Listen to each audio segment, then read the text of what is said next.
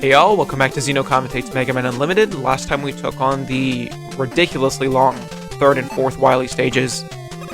Probably should have split those into different videos, but whatever. So here we're on Wily 5, which is this mysterious facility. Lots of boss doors because this is definitely funny. Oh, and items that I didn't know about. Great. Not that you'll need them.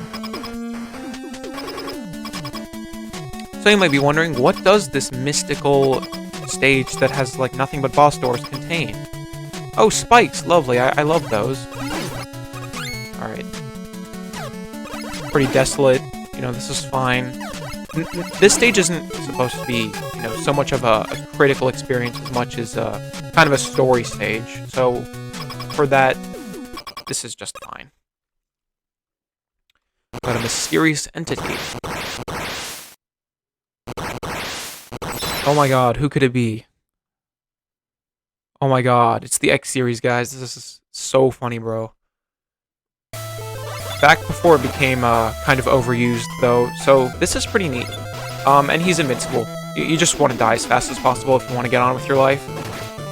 Please kill me. Alright, thank you.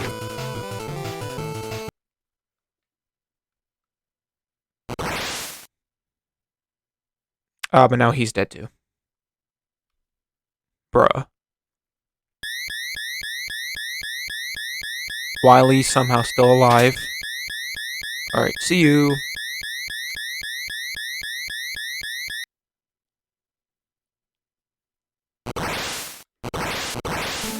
And this segment is actually pretty cool. You can't shoot anything because, you know, the buster's gone. So, just have to kind of try and survive. Can you use E-tanks here?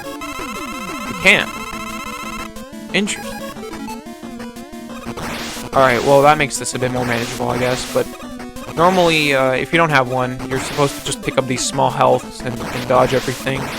This segment is actually quite a lot of fun for what it's worth. Just trying to avoid everything. Might have crippled the enjoyment for myself by using that E-tank, but anyways. All this works pretty much just fine, really. I remember this segment. That was all completely fair, pretty much. I like the escape sequence vibe. Now the castle explodes, and get our nice ending. Oh, great. Time to take a nap right outside of the... I mean, come on, you made it this far. Might as well not die.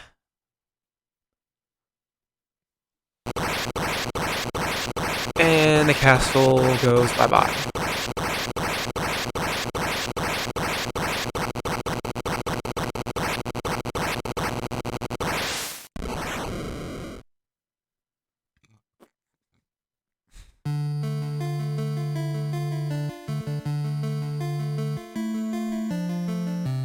Proto Man didn't save any. He's weak. That virus.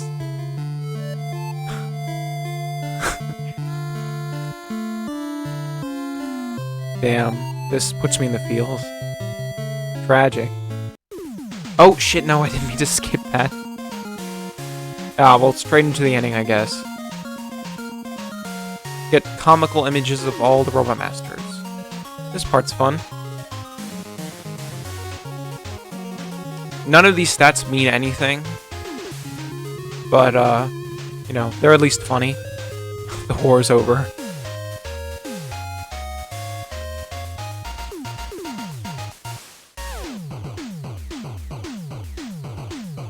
Nice little upbeat ending sequence.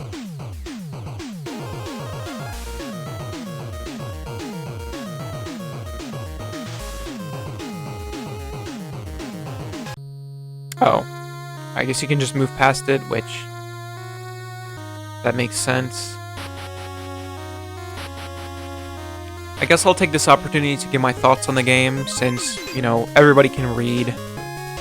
So, Mega Man Unlimited really conjures some mixed feelings. This is a extremely divisive title in the fanbase, from what I know. Me, I like most of it. You know, I love the bosses. I love the Robot Master stages for the most part. You know, it has its bad points. Rainbow Man stage is kind of obnoxious if you don't know what you're doing. The game really starts to get kind of frustrating around the Wily stages. Even I, someone who's played this quite a lot of times, Wily 2 and especially some parts of Wily 3, it's just not fun to have to repeat the same segment over and over again if you die. It might be a problem of me just being impatient, but I found those much more frustrating than I think they should have been. The Wily stages especially have a lot of overuse of spikes, something that's sort of a problem in the Robot Master stages, but only becomes a real issue to me in the Wily stages. Overall, this is an incredibly important title to the Mega Man Classic lineup, and an honorary classic title, something I'd recommend everyone play, even if, on an easier difficulty. This game has an easy difficulty if you can't conjure the strength to, if you can't bear going through normal. And it also has instant death mode, which, yeah, that's an experience for sure. All in all, this game took a lot of effort from all the people you're seeing scroll by here, and I have a deep, deep respect for what this game achieved. It's amazing. It feels just like a real Mega Man game, and for most intents and purposes, it is. So, that's pretty much what I have to say about the main game. I'll take this video to cover a few more loose ends in this game before putting this to rest and moving on to my next project, after this credits sequence finishes, that is.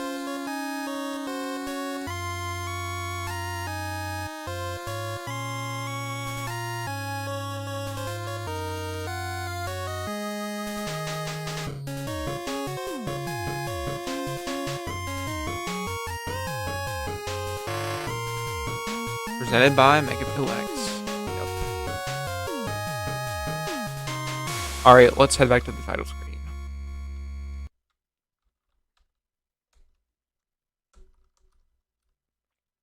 Please don't tell me I need to reset the game.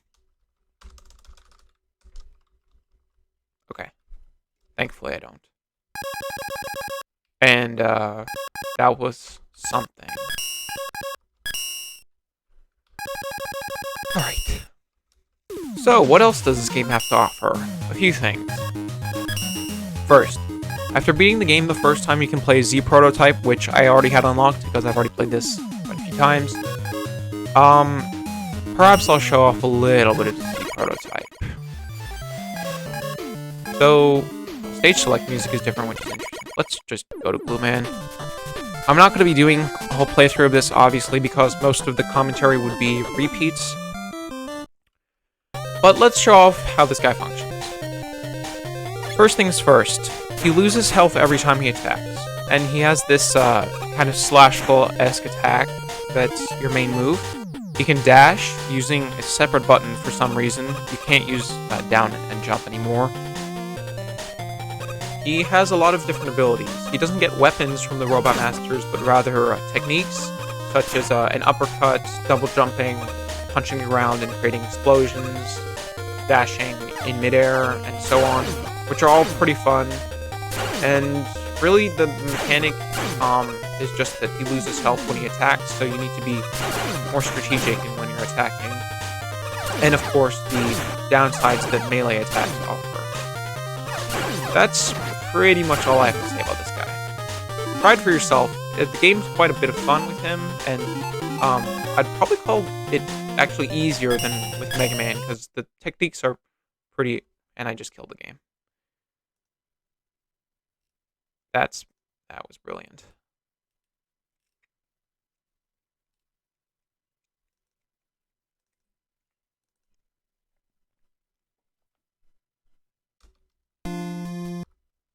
Alright, after that little mishap. Anyways, what I meant to do is show off a few of these other things. Endless Attack, it's just like the Mega Man 9 and 10 Endless Attacks, just rooms of stuff.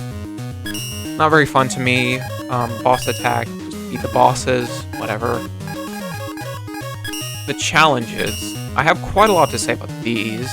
I'll get to that actually. But the last thing is the Endurance Attack, which takes you through 70 stages. You have to do it all in one run. And if you die, you have to start from the beginning, which That's no fun, really. The stages are kind of well built at times, but then you have ones with either force beams or spikes, and then you have to repeat 50 minutes of game again, and yeah. I already expressed my thoughts on repeating stuff, and so yeah, that mode doesn't tickle my fancy at all.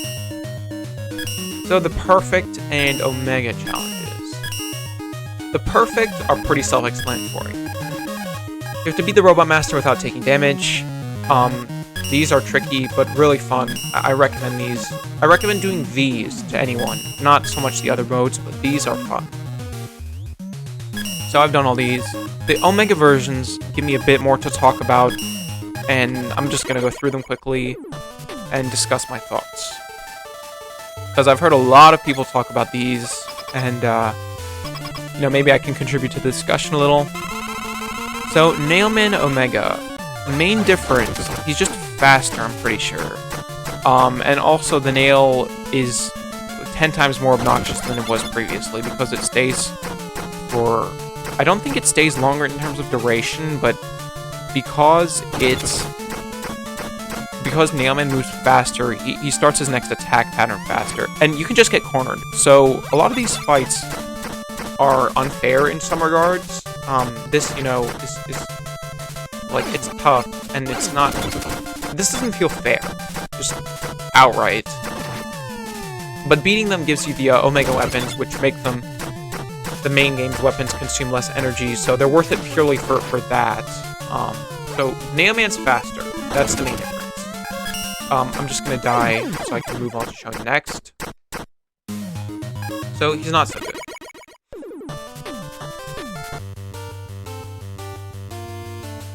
Tankman, he's one of the better ones. This fight is at least mostly fair.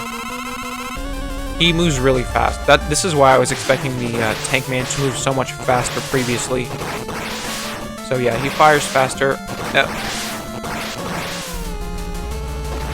And he'll fire repeatedly instead of just that one time.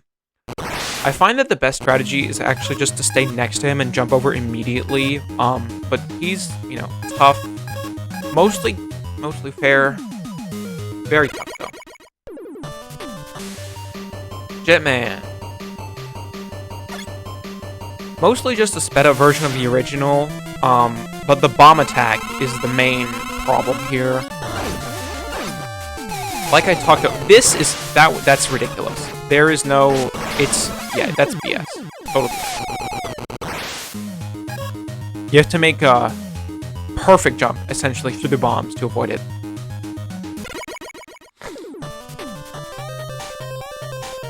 Now, Gloom and Omega. He's really good. Probably the best of these. He's actually fun. Actually fair. Just tricky. Now instead of shooting one glue shot, he shoots 3 naturally, and he shoots 5 from the charged version. I actually like his fight a lot. I might be able to beat him. Purely because, you know, there's no... Except if you get stuck, you're probably gonna end up getting railed. There's no gimmicks here. No stupidity. This is the fun... Okay, that's the fun type of tricky. Take some practice. Right Nitro Man. Another stupid one. As opposed to the main game where shooting his head kills him and you in 3 hits, now it's 1. So 1 remove and the fight ends. The randomness issue with the downwards blast becomes even more problematic here because now he pretty much goes wherever he feels like. Yeah, screw it, I'm just gonna turn around. So this fight sucks. Rainbow Man. This fight is pretty good. He's super tricky to dodge, but the movements feel so good to pull off. The precision required here is extreme, but in a good way. Not like Jetman where it's just like BS. Of course, he's fast, and I'm rusty, but I still remember how to dodge most. Oh, sometimes he just runs past you like that, which that part is stupid, but most everything else is dodgeable. Oh yeah, man.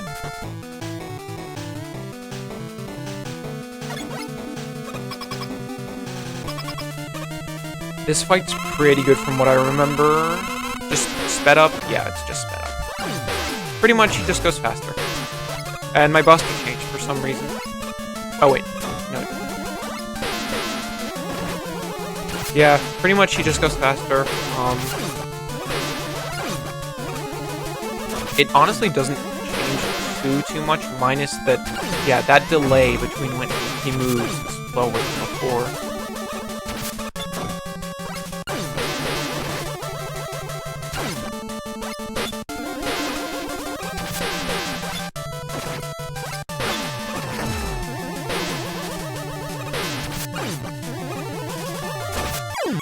Alright, I was actually able to beat one of them on my first try. So he's pretty fine. One of the easier ones, as you can probably tell by the fact that I didn't immediately die. Anyways, Comet Woman. She's another one of the good ones. A simple fight for the original version, and this is pretty much more of the same.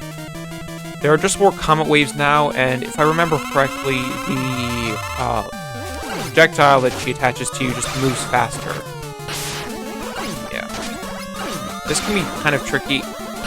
Yeah, it's quite tricky, but it's at least mostly the comet waves are probably the tougher part of this.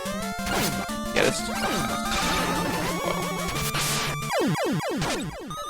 So yeah, that's okay. Moves kind of fast. Doing these no damage would be an absolute nightmare, but since you're able to take a couple of hits, use those wisely. Yokuman, pretty sure this fight is a clusterfuck. The issue with him going to the block you're trying to inhabit becomes even worse here. And this projectile now just goes directly towards you. Oh yeah, great. Okay, yeah, that fight sucks. And Warpuman. With the charge, this isn't too bad, but I imagine that having to mash with the Buster would be a right pain in the ass. He just moves a lot faster now.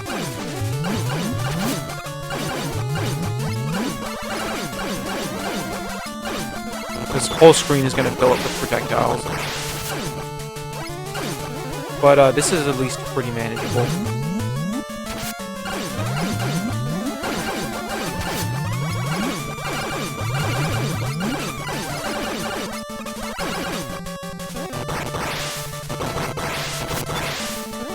There's just so much crap flying everywhere.